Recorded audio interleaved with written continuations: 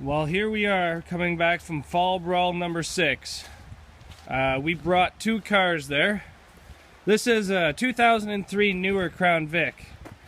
What happened to this one was what everybody knows is going to happen to 03 and newers. It broke a tie rod, and it broke a ball joint on the other side, but what most people don't know is that the security likes to come on and off on these. So the security actually came on, it turned off in the ring.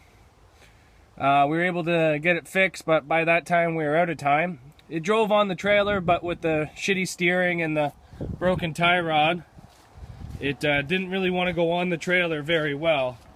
I'll show you the angle of the driver's side front tire. This side's the one that still has the steering, but it has no upper ball joint. It actually broke right out, so we'll be doing work to this to get it going again for next year. But yeah, the frame went a little wonky in the back of it. We had a double notch system in this, and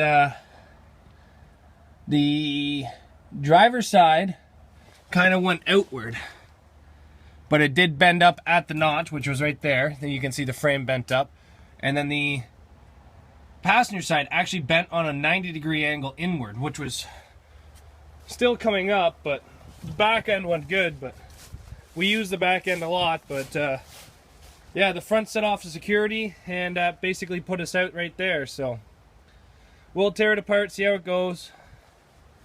Now this car, the Firebird, as you can see, I got no front bumper on it because that busted off. So oh well, who cares?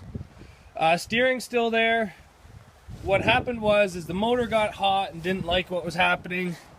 The transmission mount actually busted and the whole transmission was slopping around, so I couldn't get reversed because of how bad the floor actually bellied out right there. The shifter was hitting the floor.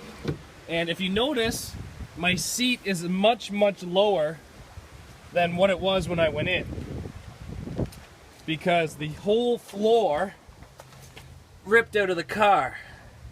And my seat was on the ground. I was feeling every rock, every pebble in that ring. When I was going into the inspections to pass tech, my foot actually went through the floor getting out of the car right in front of all the judges. And everybody said to me, "Are you sure you want to run this car?" And I told them, I am tired of looking at this car. I am going to destroy it. So I did not make it out of my heat, and I did not make it to finals. But the car still runs, it still drives. So I'm just going to cover it all up, dismantle it in the spring or maybe the winter if I get another motor I want to put that motor in. But if I got another one of these that wasn't rusty, I would run it.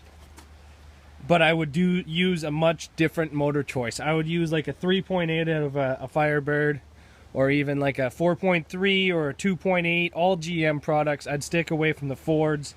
I wouldn't do another 2.3 because it's nothing but problems.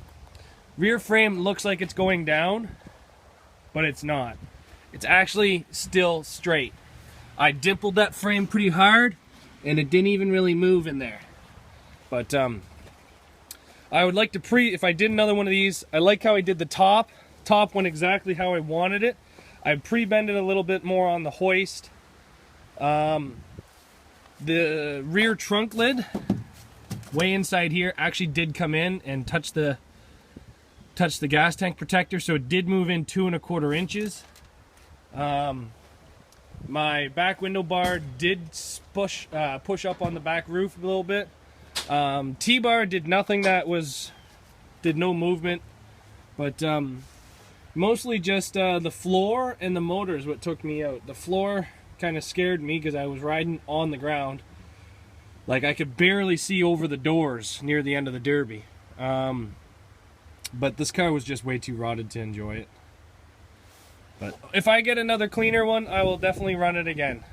But big thanks to all my buddies that helped me out with both these cars. Dan Hills, Alex Trappier, Dylan McGuire, Mike, everybody. You guys helped me out a lot, and I definitely wouldn't have been able to run if it wasn't for you guys.